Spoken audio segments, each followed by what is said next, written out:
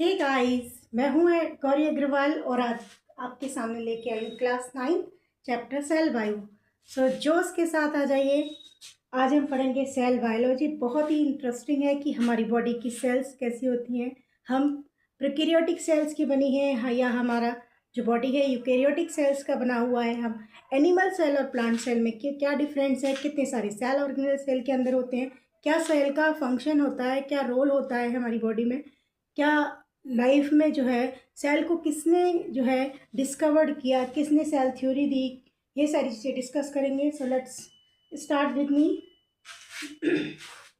Chapter is cell biology. So you can see the image here. So can you imagine? इनमें से बताओ animal cell कौन सी है और प्लांट सेल कौन सी है। एनिमल सेल जो है वो सर्कुलर फॉर्म वाली जो है वो क्या कहलाएगी? Animal cell. So this is called the animal cell and this is plant cell. Question is that what is cell? So next video you can see the image of the Robert Hooke. जाने पहचाने लग रहे Robert Hooke. Robert Hooke ने cell को सबसे पहले discover किया 1665 में। उन्होंने एक कॉर्क को देखा, प्लांट के अंदर जो कॉर्क होती है, कॉर्क के अंदर जो सेल्स को डिटरमाइन किया कि cork is made up of cells. तो उन्होंने ऑब्जर्व किया under the microscope. So he observe a thin slice of cork under his self designed microscope. So this slice of cork resembled the structure of the honeycomb consisting of small compartments. So जब उन्होंने cork में देखा कि छोटे छोटे खंड बने हुए हैं जहाँ पे जैसे मधुमक्खी का छत्ता होता है, इस तरीके से उन्होंने देखा। और वो हर एक चीज़ के है, हर एक कंपार्टमेंट किसका बना हुआ है? सेल। तो उन्होंने बोला these small compartments as a cell. तो जैसे मधुमक्खी के छत्ते में थोड़े छोटे छोटे हनी कॉम बने होते हैं, उनको क्या बोला कि ये स्मॉल कंपार्टमेंट में जो डिवाइडेड है that is known as cell. So first time who discovered the cell? Robert Hooke. Next, now you can see the image of the Robert Hooke seen the cell inside the microscope. So you can see the microscope. Comment में बताइएगा who discovered the microscope और कितने type के microscope होते हैं। What is the role of electron microscope, what is the role of compound microscope. Robert observation cork की cell दिखाई है। You can see the image here, cork and this is the honeycomb. तो जो छोटे छोटे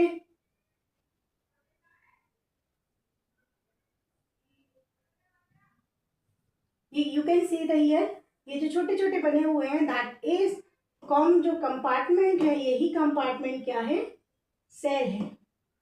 ये डिफरेंट टाइप की sales है, that is known as cell. किसने डिस्कवर किया? रॉबर्ट हुक ने। किसने देखा? कॉर्क के अंदर। कॉर्क क्या है? कॉर्क जो होते हैं प्लांट के अंदर डेड सब्सटेंस है जिसके अंदर सुबेरिन प्रेजेंट होता है। सुबेरिन की वजह से कॉर्क की जो सेल्स हैं वो हार्ड होती हैं, hard in nature. Organism, what is multicellular organism and what is unicellular organism. Unicellular नाम से आ रहा है, uni means single, cellular means cell. जो सिंगल सेल से मिलकर बने होते हैं वो यूनिसेलुलर कहलाते हैं, और जो मल्टी एक से ज़्यादा सेल से मिलकर बने होते हैं, मैनी सेल से, वो मल्टी सेलुलर कहलाते हैं। सिंपल यूनिसेलुलर का एग्जाम्पल है APC, amoeba paramecium Chlamydomonas. Amoeba paramecium Chlamydomonas ये क्या है? अमीबा क्या है? प्रोटोजोन है। अमीबा पैरामीशियम क्या है? प्रोटोजोन के पार्ट है ये।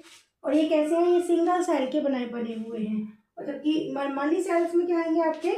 Plant cell and animal cells and human, elephant, cow, oak, pine, etc. So we can say plant and animals both are made up of multicellular organism. You can see the structure of the paramecium and Chlamydomonas. Chlamydomonas का structure देखो, इस तरीके का होता है, या flagella होते हैं। पैरामीशियम में यहाँ छोटे छोटे पार्ट्स होते हैं, दैट इज नोन एज सीलिया। सीलिया जो होते हैं बॉडी सरफेस पे प्रेजेंट होते हैं, जिससे क्या होते हैं वो अच्छी तरीके से मूवमेंट कर पाता है। Next is multicellular example animals, fungus, animals, fungi, plants.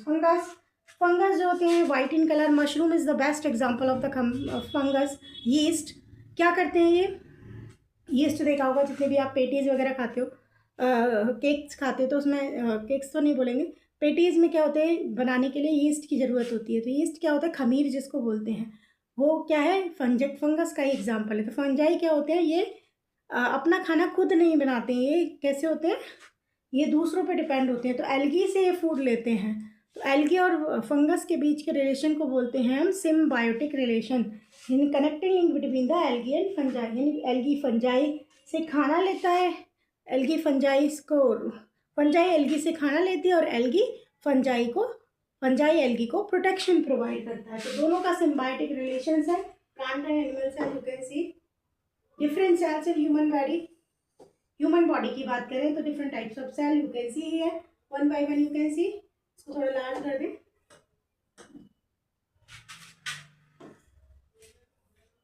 So you can see the nerve cells which is present in neuron, trillion neurons brain present in our brain. So nerve cells जो होती हैं वो longest होती है। सबसे smallest cell की हम बात करें तो वो होता है PPLO, प्लूरोनिमोरियल लाइक ऑर्गेनिज्म, जो क्या है? एक तरीका का बैक्टीरिया है, स्मॉलेस्ट बैक्टीरिया है। इसका जो साइज होता है वो 0.3 माइक्रोमीटर होता है। तो 3 माइक्रोमीटर है इसका, 0.3 माइक्रोमीटर। एंड इस स्मॉलेस्ट बैक्टीरिया का साइज होता है 0.3 to 3 माइक्रोमीटर। और लॉन्गेस्ट जो होती है नर्व सेल, सबसे लॉन्गेस्ट होती है जो 90 to 100 सेंटीमीटर होती है। सबसे लॉन्गेस्ट नर्व सेल्स थाई में मिलती है। और अगर हम बात करें लार्जेस्ट सेल जो होती है वो एग ऑस्ट्रिच की होती है, सबसे बड़ी सेल होती है। So you can see the different cells present in human body. तो ये न्यूरॉन्स हैं, trillions of neurons present in our body. Fat cells, adipose tissues जहाँ होते हैं वो किसके बने होते हैं? फैट सेल के होते हैं, जहाँ पे फूड का स्टोरेज होता है। फैट सेल्स हैं, यहाँ पे न्यूक्लियस है, ये फैट यहाँ पे रिजर्व होता है। बोन सेल्स, बोन्स के अंदर जो है हड्डियाँ जो होती हैं वो कैसी होती हैं? उनमें बोन मैरो होती है, बोन मैरो में फ्लूइड होता है जो आरबीसी डब्ल्यूबीसी का प्रोडक्शन करता है। और बोन सेल्स जो होती हैं वो बोन के अंदर प्रेजेंट होती हैं। तो you can see the image also the sperm here, sperm, this is the structure of sperm cells and this is the structure of the blood cells which is present in our body. Blood is a fluid connective tissue which is present inside the body, and 4 to 5 liter blood present in our body. It is made up of RBC, WBC and platelets. Totally we can say the plasma and water. तो plasma से बना हुआ है ये ovum, you can see the image of the ovum. This is the female gamete जिसको हम बोलते हैं egg, it is also known as egg. Egg की सेल है, और ये वाली सेल जो है वो स्पर्म सेल है, और स्पर्म क्या होता है? Male gamete. Next you can see the image of the cell. Cell is the smallest unit that is capable of performing life functions. Life के जितने भी फंक्शंस होते हैं वो परफॉर्म करने के लिए सेल ही सबसे इम्पॉर्टेंट रोल प्ले करती है। चाहे वो रेस्पिरेशन हो, चाहे डाइजेशन हो, चाहे सेल की ग्रोथ हो, डेवलपमेंट हो, चाहे किसी भी बॉडी के पार्ट्स को रिपेयर होना हो, सेल का इम्पॉर्टेंट रोल है। सेल फंक्शंस यही है। तो cell, you can see the structure of the cell. Cell के अंदर जो है आउटर मेम्ब्रेन, सेल मेम्ब्रेन होती है, अभी हम एक्सप्लेन कर देंगे, एक बार बस स्ट्रक्चर देख लो। ये सेल का स्ट्रक्चर है। अंदर सेंटर में न्यूक्लियस होता है जो जिसको हम ब्रेन ऑफ द सेल बोलते हैं। राइबोसोम्स होते हैं जो प्रोटीन सिंथेसिस में पार्टिसिपेट करते हैं। माइटोकॉन्ड्रिया को हम पावर हाउस ऑफ सेल बोलते हैं, जो एनर्जी प्रोवाइड करता है हमें। हम जो फूड लेते हैं वो फूड हमारी ऑक्सीजन के साथ कंबाइन होकर CO2 और वाटर में कन्वर्ट होता है। वो माइटोकॉन्ड्रिया के सेल के माइटोकॉन्ड्रिया के अंदर होता है, जिससे वहाँ पे जाके कंप्लीटली CO2 एंड वाटर जो है, CO2 हमारी बॉडी से बाहर निकल जाता है और वाटर स्प्लिट होकर हाइड्रोजन एंड ऑक्सीजन में कन्वर्ट हो जाता है, और ऑक्सीजन हमारी ब्लड के साथ मिक्स होके यूटिलाइज हो जाता है। Golgi body, so you can see the image. Next cell, shape and size cell का रिलेटेड होता है। फंक्शंस परफॉर्म करते हैं, फंक्शंस को लिविंग सेल्स की कैपेसिटी होती है to perform the basic functions. So cell में स्पेसिफिक कंपोनेंट्स होते हैं, that is known as cell organelles. So cell is the basic and structural functional unit of life. Cell is the basic and structural functional unit of life. Basic मतलब हमारे जीने की जो शुरुआत हुई वो सेल से हुई, और स्ट्रक्चरल जितने भी बॉडी के ऑर्गेन्स हैं वो सारे सेल्स के बने हुए हैं. So cell contain component that is known as organelles. Each kind of cell organelles perform specific functions. So different kinds के cell organelle होते हैं सेल के अंदर, like S nucleus. Nucleus perform करता है ब्रेन ऑफ द सेल बोलते हैं, ये कंट्रोल करता है सेल की सारी एक्टिविटी को. इसके अंदर माइटोकॉन्ड्रिया होता है जिसको हम पावर हाउस ऑफ सेल बोलते हैं, जो एनर्जी प्रोवाइड करता है एटीपी के फॉर्म में, सेलुलर रेस्पिरेशन में पार्टिसिपेट करता है. तीसरा, oxidation process occur inside the mitochondria. Golgi bodies जो है प्रोटीन ट्रांसलेट करने का काम करती हैं. एंडोप्लाज्मिक रेटिकुलम राइबोसोम्स के साथ मिलकर प्रोटीन का फॉर्मेशन करते हैं. रही बात हमारी क्लोरोप्लास्ट, प्लांट सेल के अंदर प्रेजेंट होते हैं, जो कि क्या करते हैं, जो फोटोसिंथेसिस प्रोसेस करते हैं जिससे हमें फूड, प्लांट ऑटोट्रॉफिक नेचर के होते हैं जो फूड बनाते हैं, और उन फूड को हम लोग क्या करते हैं, लेते हैं. तो हम हेटरोट्रॉफिक नेचर के हैं और प्लांट्स कैसे हैं, autotrophic in nature. So all cells are found to have smallest same organelles irrespective of their functions and which organism they are found in. So you can see the structure of the plant and animal cell. इसको थोड़ा large कर देते हैं. See the structure of the plant and animal cell. चाहो तो हम इसको एक काम कर, पहले तो हम शेप देख लेते हैं. प्लांट सेल जो होते हैं हेक्सागोनल शेप के होते हैं, जबकि एनिमल सेल जो होते हैं वो सर्कुलर फॉर्म में होते हैं. You can see the plant typical structure of the plant cell and animal cell. Animal cell circular form में होता है. प्लांट सेल जो होते हैं वो उनके न्यूक्लियर डिफरेंस देखेंगे. उनके जनरली हमने पढ़ लिया कि सेल जो होती हैं वो शेप और साइज, सेल का डिफरेंट फंक्शंस होते हैं. साइज एंड शेप जो होते हैं अलग अलग वेरी करते हैं. अमीबा का अलग होगा, पैरामीशियम का अलग होगा, इस तरीके से. और लिविंग सेल जो होते हैं सेल के अंदर सेल ऑर्गेनेल्स होते हैं. You can see the cell organelles here. Nucleus, Golgi body, mitochondria, cytoplasm, nuclear membrane, chloroplast, vacuole. Outermost layer plant में सेल वॉल होती है और एनिमल में सेल मेम्ब्रेन होती है. So lysosome is also present in the animal cell. First is the एक और point रह गया हमारा स्लाइडिंग वाले. एक मिनट, हाँ एक मिनट देख लेते हैं.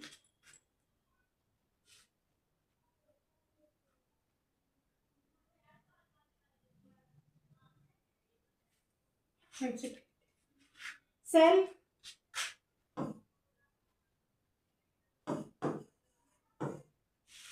सेल को डिस्कवर्ड किया रॉबर्ट हुक ने. स्लाइडेन एंड स्वान दो साइंटिस्ट थे. सबसे पहले स्लाइडेन ने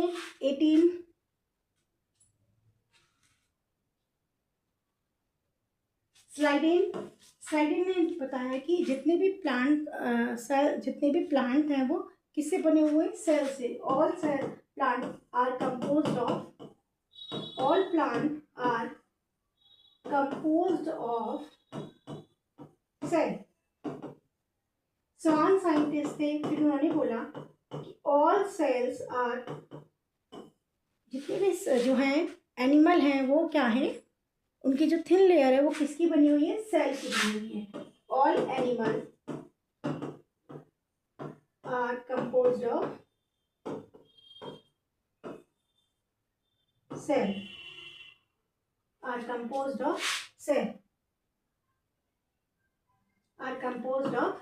सेल.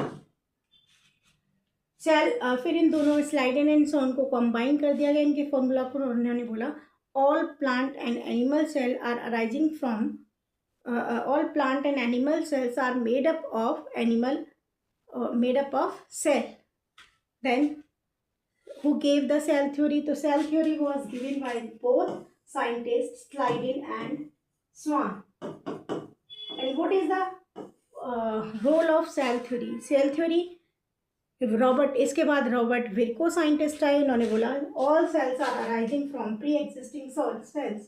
सो विर्को साइंटिस्ट थे. तीसरे साइंटिस्ट का नाम था Robert विर्को.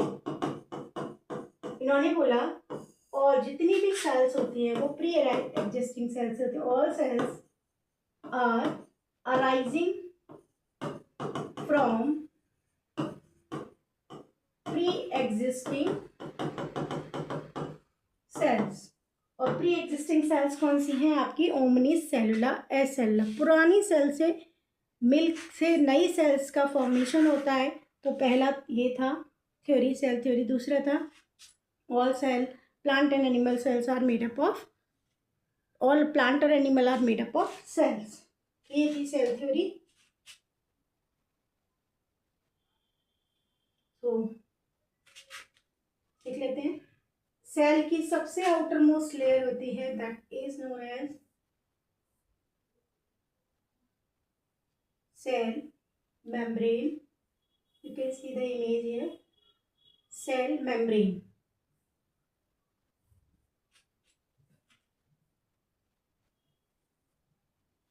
So cell membrane, cell की outer most layer. Plant cell के अंदर सेल की इनर मेम्ब्रेन होती है, और जबकि एनिमल सेल के अंदर सेल की outer most layer cell membrane होती है. You can see the image here. Outermost covering of cell that separate the content of cell from the external environment. External environment separate करती है, जिसको बोलते हैं animal cell membrane. It allow the entry or exit of minerals in and out of the cell. That means it cell membrane, it is composed of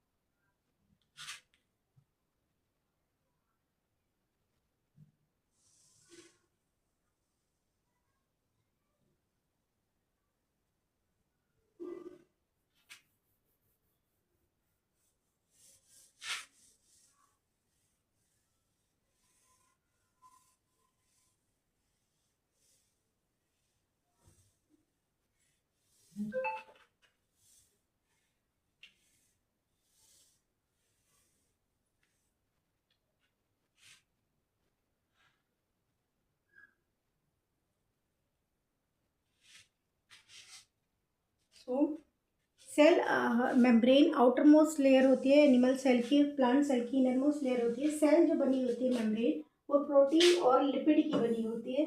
small amount में यहाँ पे क्या होता है? कार्बोहाइड्रेट. 11th क्लास में जब आप जाओगे इसकी डिटेल पढ़ोगे कैसे होती है, कौन कौन से मॉडल होते हैं. Fluid mosaic model, Robertson model, unit membrane model, different type के मॉडल्स होते हैं. तो इसका काम बेसिकली सेल मेम्ब्रेन का होता है. ये सेमी परमिएबल नेचर की होती है. तो इसका काम होता है सेल के अंदर मटेरियल जो है वो ट्रांसपोर्ट हो रहा है, अलाउ कर रहा है केवल सेलेक्टेबल पार्टिकल्स को. जो रिक्वायरमेंट है वही पार्टिकल्स एंटर करेंगे और एग्जिट करेंगे. तो एंट्री एंड एग्जिट के लिए सेल मेम्ब्रेन होती है. सेल मेम्ब्रेन में पोर्स होते हैं जिनके थ्रू मटेरियल ट्रांसपोर्ट होता है, मटेरियल ऐसे होता है. तो यहाँ पे क्या होता है? मेन फंक्शन यानी क्या करता है? Entry exit of materials in and out of the cell outermost covering, prevent the movement of some other materials. यानी ये selectively permeable membrane है कि भी केवल select करेगी, allow only the suitable particles or selective particles inside. So what is the functions of the plasma membrane? Plasma membrane is also known as cell membrane. Protein और lipid की बनी होती है. कुछ अमाउंट में कार्बोहाइड्रेट भी होता है.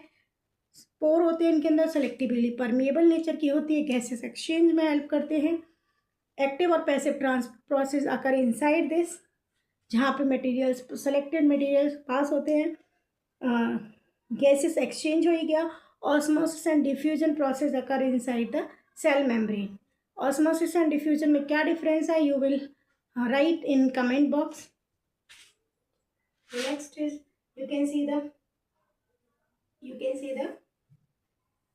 image here. This is the structure of the cell membrane का जो ये है, ये जो सेल मेम्ब्रेन है सेल मेम्ब्रेन का ये टुकड़ा है, इसका ये स्ट्रक्चर है, यू कैन सी है।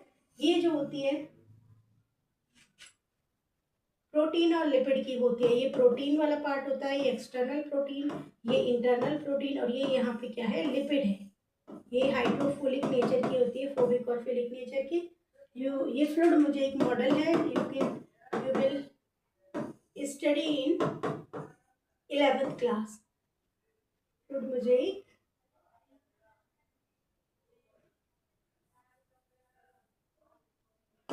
Fluid mosaic model. Movement of material through the cell membrane. Movement cell membrane का मैंने बताया था अभी। एक तो लिक्विड एक्सचेंज होता है, गैसेस एक्सचेंज होता है, ट्रांसपोर्टेशन होता है, ऑस्मोसिस और डिफ्यूजन। डिफ्यूजन होता है गैसेस एक्सचेंज, यानी O2 जो है अंदर करेगा, CO2 सेल से बाहर जाएगा।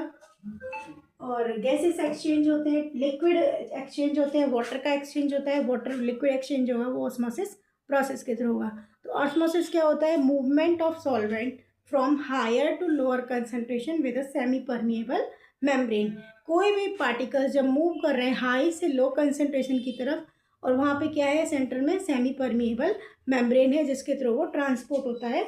लिक्विड मटेरियल हो या कोई वो हो, हम वाटर की हम एग्जांपल ले सकते हैं। एग्जाम्पल इज वाटर H2O, और यहाँ पे एग्जाम्पल क्या है, H2O, और यहाँ एग्जाम्पल क्या है, डिफ्यूजन CO2 एंड ऑक्सीजन।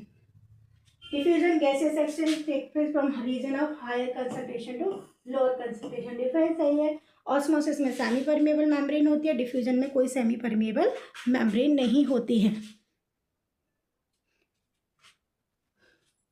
तो you can see the image here. Diffusion में क्या है, इंटरमिक्सिंग। अगर हम केमिस्ट्री की बात करें तो इंटरमिक्सिंग ऑफ पार्टिकल्स, जब आपने पानी लिया, पानी में कुछ ड्रॉप्स इंक की डाली तो वो डिफ्यूज हो जाती हैं पूरी ऑल ओवर द, जो वाटर का कलर होगा वो ब्लू कलर का हो गया क्योंकि हमने एक ड्रॉप ब्लू कलर की डाल दी। ऐसे ही अगर हम परफ्यूम पूरे रूम में अपने ऊपर छिड़कते तो पूरे रूम में महक जाती, क्योंकि पूरे रूम में वो स्प्रेड हो गया। तो डिफ्यूजन हो गया, गैसेज आपस में इंटरमिक्स हो गई। तो डिफ्यूजन प्रोसेस अगर एंड ऑल्सो ऑस्मोसिस प्रोसेस अगर डिफ्यूजन हमारी बॉडी के अंदर भी होता है।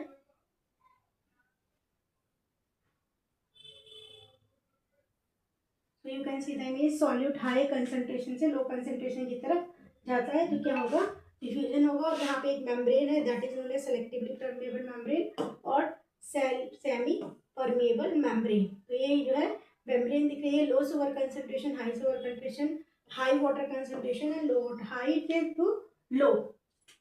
तो क्या कहलाएगा, so the membrane is called osmosis.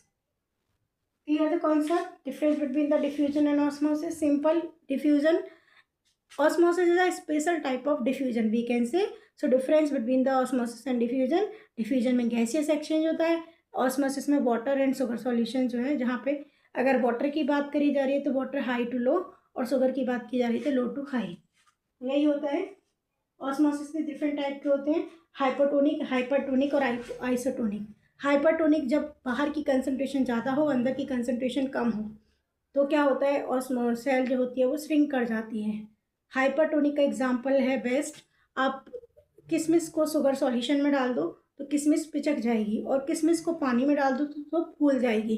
तो जहाँ कंसंट्रेशन जो होती है, अगर क्या होगा, सेल की कंसंट्रेशन जो है कम है, बाहर की कंसंट्रेशन ज़्यादा है तो सेल पिचक जाएगी। अगर सेल की कंसंट्रेशन ज़्यादा है, बाहर की कम है, तो सेल स्वेल कर जाएगी। तो पानी में डाल रहे हैं तो स्वेल कर रही है, this is example of the hypotonic. And hypertonic अगर उसको शुगर सॉल्यूशन में डाल लें तो पिचक रही है, और अगर उसको सिंपल में जिसमें कोई प्रोसेस नहीं हो रही, अगर पानी में डाल रहे हैं तो हाँ, अगर NaCl में डालेंगे तो कोई प्रोसेस नहीं होगी। दैट मीन्स आइसोटोनिक में क्या होता है, बाहर की और अंदर की कंसंट्रेशन बराबर है तो कोई भी नहीं होगा, तो वो होगा आइसोटोनिक। सेल ना तो श्रिंक कर रही है ना स्वेल कर रही है। So osmosis are of 3 types, hypotonic, hypertonic and isotonic. So you can see the difference between the osmosis. ये केवल लिक्विड मीडियम में होती है, और डिफ्यूजन जो है वो एनी मीडियम में होता है। यहाँ सेमी परमिएबल मेम्ब्रेन की रिक्वायरमेंट होती है, यहाँ सेमी परमिएबल मेम्ब्रेन की रिक्वायरमेंट नहीं होती है। अगर मेरी वीडियो आपको पसंद आए तो लाइक कीजिएगा, कमेंट कीजिएगा और सब्सक्राइब करना मत भूलिएगा। आप लगातार लाइक करोगे, सब्सक्राइब करोगे तो मुझे भी मोटिवेशन मिलेगा, मैं भी वीडियो जो है ज़्यादा से ज़्यादा आप तक पहुंचा पाऊंगी। ये जो सेल बायोलॉजी चैप्टर है ये इतना इम्पोर्टेंट है, नीट में इसके मिनिमम 2 क्वेश्चंस आते ही आते हैं। क्लास 11th में इम्पोर्टेंट है, इससे 10 मार्क्स का ये आना ही आना है। 9th में ये मेजर वो है, सेल बायो मेजर है, 101% इससे क्वेश्चंस आते हैं 10 to 15 मार्क्स के। अभी सॉल्यूशन बताया हाइपरटोनिक, हाइपोटोनिक एंड आइसोटोनिक। देखो हाइपरटोनिक जब कंसंट्रेशन जो है वाटर जो है सेल से बाहर निकल रहा है, ये सेल है वाटर सेल से बाहर निकल रहा है और सेल क्या हो जाएगी, श्रिंक हो जाएगी, प्लाज्मोलाइज्ड हो गई, फट गया, सेल हो गई श्रिंक। ये एग्जांपल है हाइपरटोनिक का। हाइपोटोनिक में क्या है, सेल जो होती है वो टर्जिड हो गई, वाटर सेल के अंदर एंटर कर गया, सेल हो गई टर्जिड। टर्जिड मतलब स्वेल हो जाना सेल का, तो ये हो गया टर्जिड। प्लेसिड मतलब चपटी रहना, जैसी है वैसी रहना, तो कैसी हो गई, आइसोटोनिक, एज इट इज रही, सेल का कुछ भी नहीं हुआ, जैसी थी वैसे ही, अंदर और बाहर, पानी अंदर एंटर कर रहा है और वापस जा रहा है, जितना एंटर किया उतना ही बाहर निकल रहा है। तो नो प्रॉब्लम। हाइपोटोनिक क्या है, सेल का स्वेल हो जाना, हाइपरटोनिक में सेल श्रिंक हो जाना, और आइसोटोनिक में no change, as it is रहना, जैसी थी सेल वैसे ही रहेगी। आइसोटोनिक में एग्जांपल दे देते हैं, when a medium surrounding a cell has same concentration of water as that inside the cell, cell के अंदर same concentration of water present है, तो क्या जाएगी, आइसोटोनिक हो जाएगी। Water, you can see the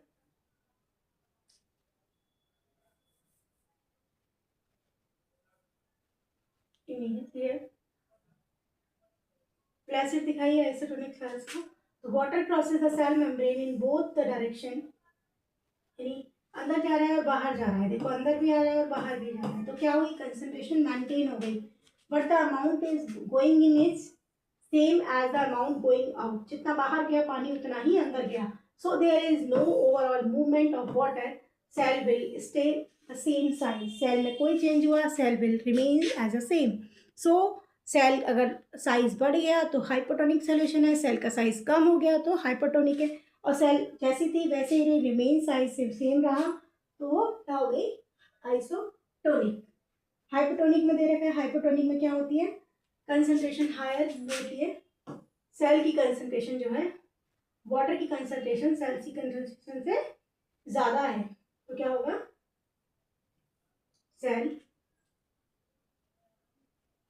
Hypotonic solution is a solution surrounding the cell which has high water concentration than that in cell. Water molecules are free to pass across the cell membrane in both directions, but more water will come inside the cell and will leak. Thus, net result of water entered inside the cell, cell is likely to swell up. So, hypotonic क्या है, cell का swell हो जाना। Next is hypertonic. Hypertonic में क्या है, जब medium जो है सेल में लो कंसंट्रेशन ऑफ वाटर है सेल के अंदर की अपेक्षा, तो क्या होगा, बाहर की तरफ कंसंट्रेशन कम है, तो क्या होगा, वो हाइपरटोनिक होगा, अंदर सेल में ज़्यादा है, तो water cross the membrane in both direction, but time more water leaves the cell and enter it, जितना पानी जा रहा है एंटर कर रहा है उससे ज़्यादा पानी बाहर निकल रहा है, तो सेल क्या हो जाएगी, श्रिंक कर जाएगी। तो water transported out of the cell and solute की कंसंट्रेशन है inside the cell is lower, hypertonic में सेल श्रिंक हो जाएगी। Plasmolysis, next topic is plasmolysis. These are the example of the functions of the cell membrane. Next is plasmolysis. Lysis means breakdown. Lysis का मतलब होता है यहाँ पे break down, और प्लाज्मा का मतलब होता है प्लाज्मा मेम्ब्रेन जिसकी हम बात कर रहे हैं। Plasmolysis is the phenomena by which a plant cell shrink away from the cell wall when it loses water by osmosis. ये कह रहा है कि प्लांट की जो सेल्स होती हैं वो वाटर को लूज कर देती हैं, बाहर निकल जाती हैं due to the process of plasmolysis. तो ऑस्मोसिस प्रोसेस के थ्रू होती है ये प्रोसेस, सेल का श्रिंक हो जाना। सेल वॉल देखो, आउटर मोस्ट लेयर सेल की किसकी बनी होती है, प्लांट सेल की सेल वॉल की बनी होती है। तो नॉर्मल सेल है और यहाँ पे cell showing the contraction of cytoplasm. Cell के अंदर यहाँ पे धीरे धीरे क्या हो रहा है, कॉन्ट्रैक्शन होता है, सिकुड़ रही है।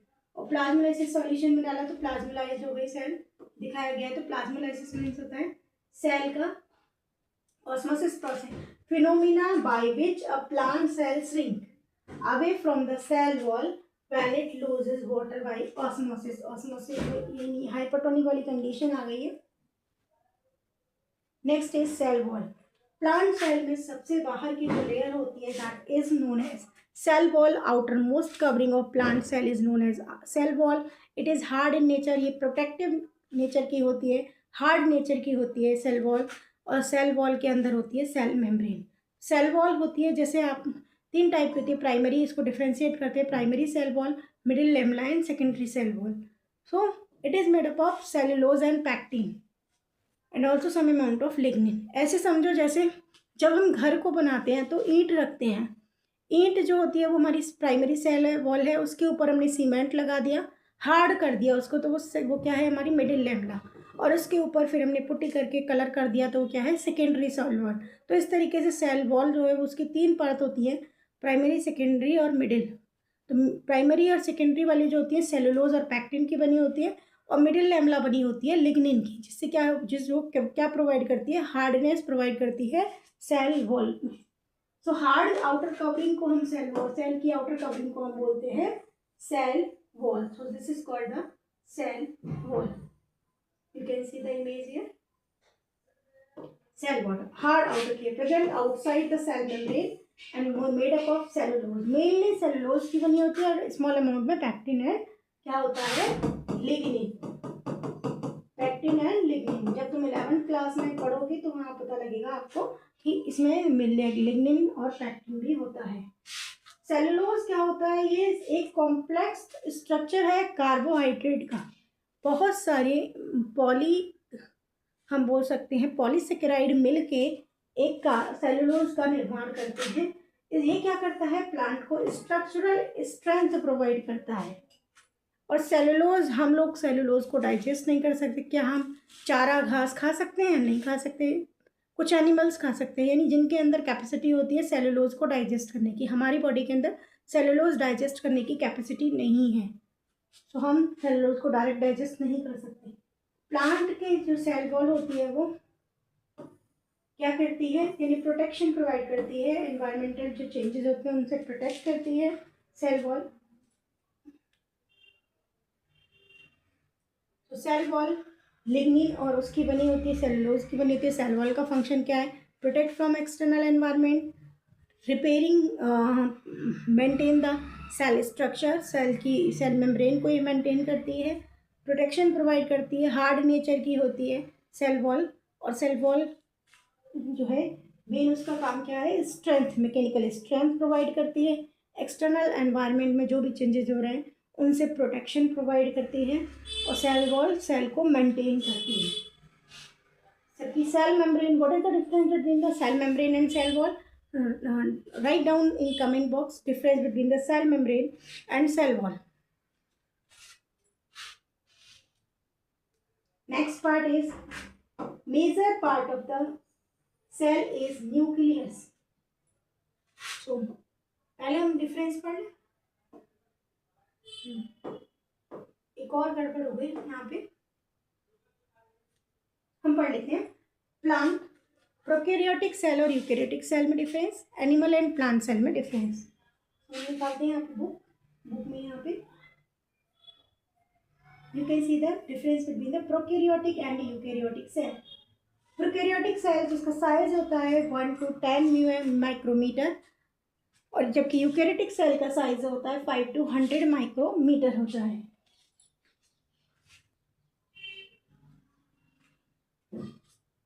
Nucleus, pro means primitive, karyon means nucleus, जिसमें न्यूक्लियस का अभाव हो, जिसमें न्यूक्लियस प्रॉपर विजुलाइज ना हो, वो प्रोकैरियोटिक सेल होती हैं। जिनमें न्यूक्लियस विजुलाइज हो वो यूकैरियोटिक सेल होती हैं। साइज इसका स्मॉल होता है प्रोकैरियोटिक का as compare than eukaryotic cell. So देख सकते हैं, you can see here chromosome single होते हैं या क्रोमोसोम्स एक से ज़्यादा होते हैं यूकैरियोटिक में। न्यूक्लियर वेल डेवलप नहीं होता है न्यूक्लियर रीजन, जबकि यूकैरियोटिक में वेल डिफाइंड होता है और वो एक न्यूक्लियर मेम्ब्रेन से सराउंडेड होता है। Membrane bound organelles like as chloroplast, mitochondria, cell nucleus, ribosomes, endoplasmic reticulum, Golgi bodies, lysosomes, vacuole, chloroplast, all are absent inside the prokaryotic cell except mitochondria. Mitochondria present होता है और ribosomes present होता है, उसके अलावा जितने भी ऑर्गेनेल्स है वो सब एब्सेंट होते हैं, जबकि यूकैरियोटिक सेल्स में all cell organelles are present like as mitochondria, Golgi bodies, endoplasmic reticulum, lysosomes, vacuole, chloroplast, these are present inside the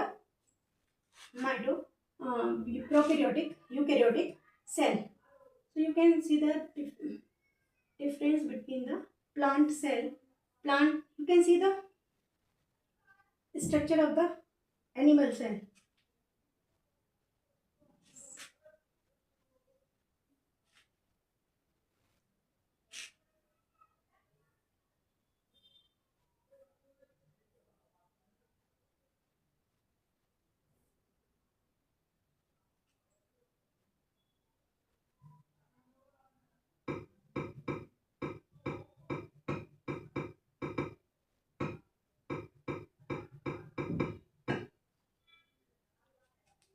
animal cell और प्लांट सेल में डिफरेंस देख लेंगे, फिर उसके बाद one by one we will discuss the cell organelles.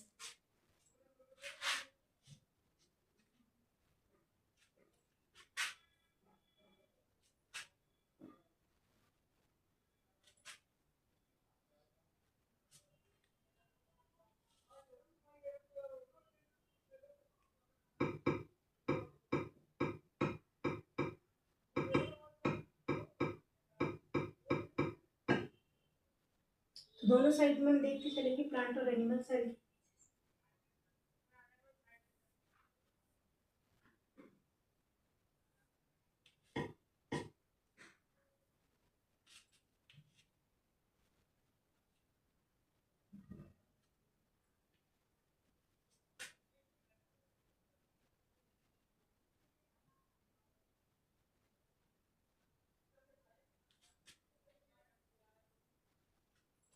You can see the image here. This is the structure of the animal cell. Animal cell जो होती है सर्कुलर फॉर्म में होती है, तो वैसे इस फॉर्म में देख सकते हैं आप। So outer most layer that is known as cell membrane. तो ये जो मेम्ब्रेन है that is known as cell membrane. और सेल मेम्ब्रेन में यहाँ पे you can see the pores small है, यहाँ से वेस्ट मटेरियल निकलता है। इस प्रोसेस को हम बोलते हैं एक्सोसाइटोसिस। रिमूव सेल के अंदर से डेब्रिस वगैरह वेस्ट मटेरियल बाहर निकलता है, और इस प्रोसेस को हम बोलते हैं ऑस्मोसिस प्रोसेस के थ्रू लिक्विड मटेरियल निकलता है और गैसेस एक्सचेंज के थ्रू गैसेस वेस्ट गैसेस बाहर निकलती है। सो सेंटर में you can see the image here.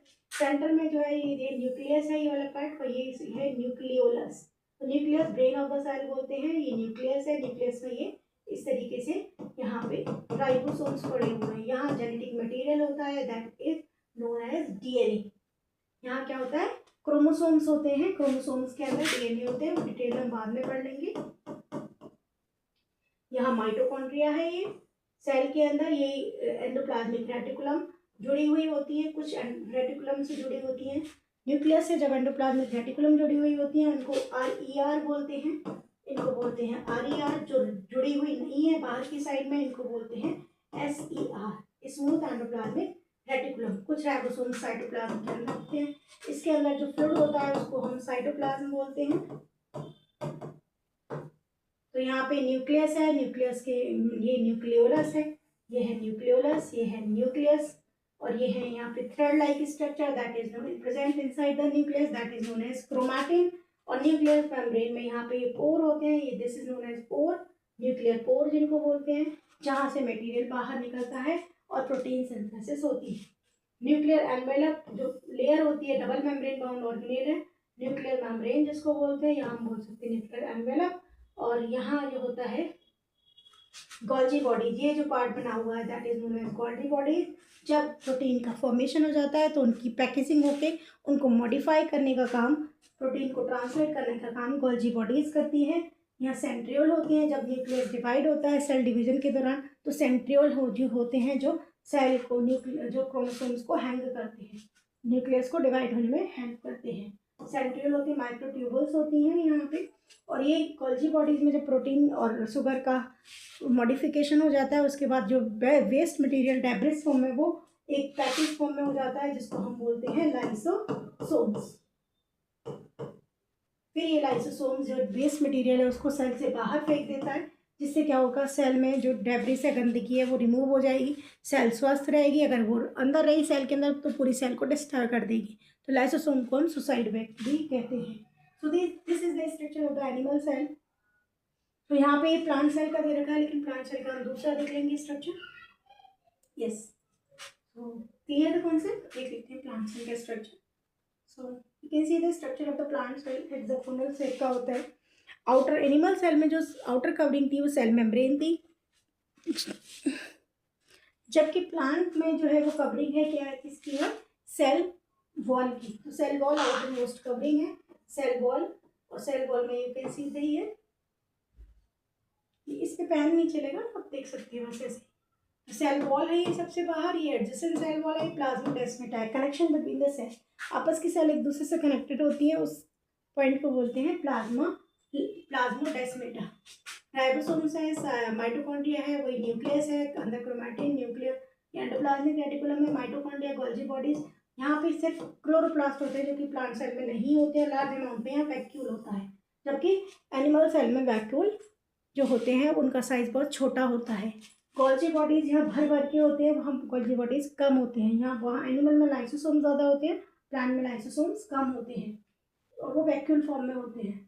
तो वैक्यूल का काम स्टोरेज का है, फूड को स्टोर करना। सेल आउटर मोस्ट सेल को हम सेल शेप बोलते हैं, उसके अंदर फ्लूइड होता है that is known as tonoplast. इसकी कवरिंग को बोलते हैं हम टोनोप्लास्ट, और इसके अंदर जो फ्लूइड होता है उसको बोलते हैं सेल शेप।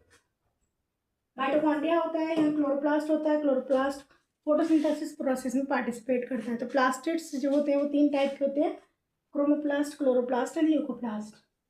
तो क्लोरोप्लास्ट जो इसका पार्ट है, इसके अंदर फ्लूइड है that is known as cytoplasm. यही डिफरेंस है मेन, तो पेरोक्सिसोम्स होते हैं। नेक्स्ट,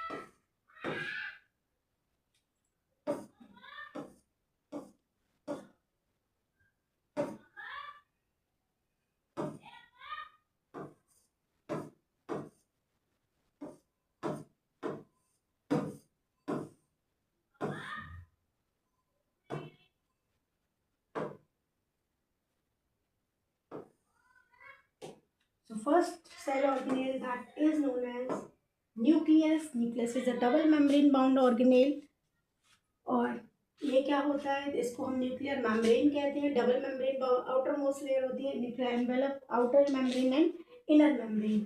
न्यूक्लियस को ब्रेन ऑफ द सेल को कहते हैं, और ये प्रेजेंट होती है ब्रेन के सेल के अंदर।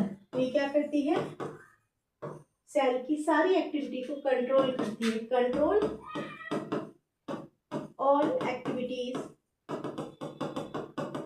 of the cell. Nuclear membrane में पोर्स होते हैं जिसके थ्रू ट्रांसपोर्ट होता है material inside the nucleus and outside the nucleus. So nuclear membrane को सेपरेट, न्यूक्लियर मेम्ब्रेन और सेल न्यूक्लियर मेम्ब्रेन और सेल के अंदर जो फ्लूइड होता है वो साइटोप्लाज्म होता है। न्यूक्लियर के अंदर जो फ्लूइड होता है दैट इज नोन एज न्यूक्लियोप्लास्ट। तो ये क्या है, एक्वा सॉल्यूशन फॉर्म में है। साइटोप्लाज्म क्या है, एक्वा सॉल्यूशन है।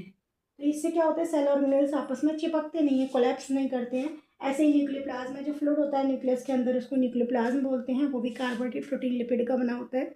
और ये फ्लूइड जो होता है न्यूक्लियस के अंदर जो क्रोमैटिन के धागे होते हैं वो आपस में उलझते नहीं हैं, चिपकते नहीं हैं। वहाँ जो स्कैटर्ड राइबोसोम्स बिखरे हुए होते हैं, वो राइबोसोम जो होते हैं आपस में कोलैप्स नहीं करते हैं। सो न्यूक्लियस की जो आउटर ये मेम्ब्रेन देख रहे हैं यहाँ पे, डबल मेम्ब्रेन बाउंड ऑर्गेनेल है न्यूक्लियस। न्यूक्लियस के अंदर स्फेरिकल स्ट्रक्चर होता है, that is known as nucleolus. Nucleolus और फ्लूइड होता है न्यूक्लियोप्लाज्म। और न्यूक्लियोलस के अंदर मैसेंजर आरएनए और कुछ अमाउंट में राइबोसोम्स होते हैं जो प्रोटीन फॉर्मेशन में हेल्प करते हैं। इनके बाहर जो होते हैं यहाँ पे होते हैं thread like structure, that is known as chromatin. जब क्रोमैटिन जो है वो थ्रेड लाइक स्ट्रक्चर होता है इस तरीके का, और ये थ्रेड लाइक स्ट्रक्चर एक ऊन के गोले की तरह, गुच्छे की तरह होता है। और जब ये सिकुड़ कर छोटा और मोटा हो जाता है तो ये क्रोमोसोम्स में कन्वर्ट हो जाता है। सिकुड़ कर छोटा और मोटा हो जाता है तो इस तरीके से ये सिंगल उससे थ्रेड से ये बना हुआ है ये क्रोमोसोम्स। अगर ये एक पेयर में इस तरीके से सेंट्रोमियर से जुड़ जाता है तो हम इसको बोलते हैं क्रोमैटिड, और धागेदार स्ट्रक्चर को बोलते हैं क्रोमैटिन। और जब ये सिकुड़ कर छोटे और मोटे हो जाते हैं तो क्रोमैटिड। और क्रोमैटिड की जब पेयरिंग हो जाती है, सिस्टर क्रोमैटिड बन जाते हैं, तो हम इनको बोलते हैं क्रोमोसोम्स। और क्रोमोसोम्स इनको बोलते हैं। और क्रोमोसोम्स के अंदर ही क्या होते हैं, डीएनए एंड आरएनए। तो इसका जब छोटा पार्ट देखेंगे तो ये क्या है, डीएनए इसके अंदर होता है। ये this is the structure of the DNA.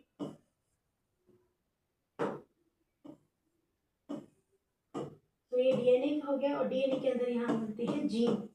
इन्हीं जीन के में चेंजेस की वजह से, म्यूटेशन होने की वजह से जेनेटिक डिसऑर्डर्स हो जाते हैं, क्रोमोसोमल चेंजेस।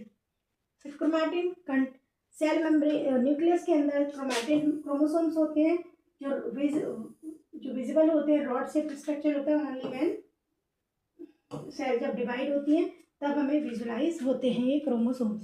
सो क्रोमोसोम्स के अंदर इन क्रोमोसोम्स का काम होता है carry the genetic information from generation to one generation to next generation. So chromosomes का मेन फंक्शन होता है क्या, parents generation in the form of DNA, deoxyribonucleic acid. So nucleus के DNA chromatin thread like structure जब chromatin thread like structure जो है वो सिकुड़कर छोटा मोटा हो जाता है, वो क्रोमैटिड कहलाता है। क्रोमैटिड की पेयरिंग को हम क्रोमोसोम्स बोलते हैं। क्रोमोसोम्स के अंदर डीएनए होते हैं, और डीएनए एक सीढ़ी के फॉर्म में होते हैं, और उसके बाद उसके अंदर होते हैं जीन। और जीन में ही चेंजेस जो होते हैं, हमारे जीन में ही 99% डीएनए जो है सबका ह्यूमन बीइंग का मैच करता है। केवल 0.1% या 1% डीएनए वेरी करता है, जिसकी वजह से आपकी बॉडी में अनदर बॉडी से चेंजेस होते हैं। यानी शकल वगल जो अलग अलग होती है वो 1% डीएनए की वजह से होती है, बाकी सारा कंटेंट सेम ही है। 2 हाथ 2 पैर 2 सारी चीज़ें सब सेम है। Cell organelles, cell organelles, endoplasmic reticulum, Golgi apparatus, lysosome, mitochondria, plastid and vacuole. So thank you so much for watching my video. अगर मेरी वीडियो पसंद आई हो तो लाइक करना मत भूलिएगा। So like and share my video and subscribe the study Q channel and press the bell icon.